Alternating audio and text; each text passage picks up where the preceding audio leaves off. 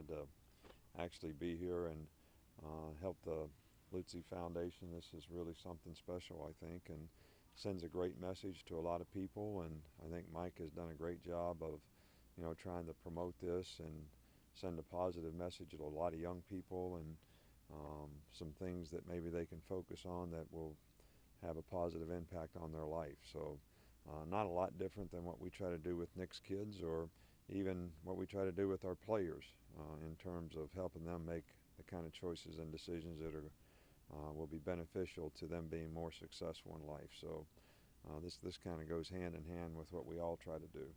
As a father, he doesn't shy away from that Philip made some poor decisions that night. Talk about the concerns that you have as a coach and as a father that with players that you are worried about their decisions. Well, I think that one of the biggest things, if you have children, you always worry about is judgment. What kind of judgment are we going to use here in terms of the decisions that we make, and how are those judgments going to impact our future?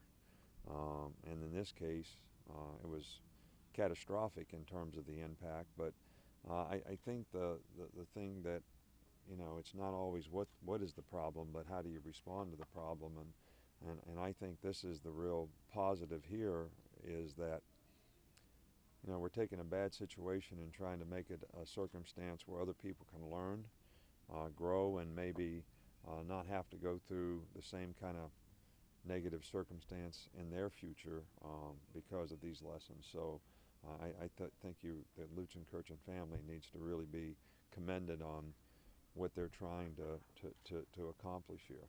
Coach, what do you remember about Philip as a player?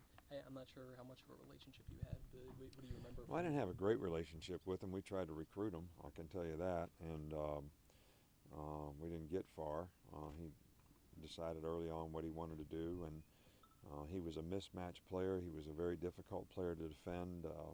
I certainly remember him catching a touchdown pass that beat us when Cam Newton was playing. Then they came back and won that game in 2010, which was a great football game.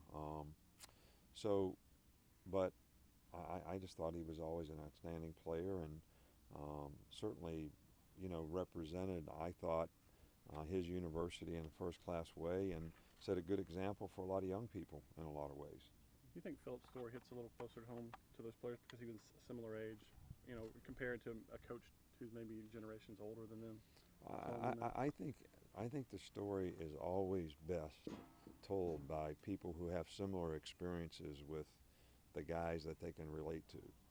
I know we have Chris Herring come in all the time, who was the NBA basketball player, whose lifetime dream was to be the starting point guard for the Celtics, and when he is the starting point guard for the Celtics, he gets banned from the league for, drug abuse. So I think when those kinds of people speak, young people listen because they share the same kind of experiences as they do, and they can sort of relate to the circumstance that they were in. So I think it always is more impactful.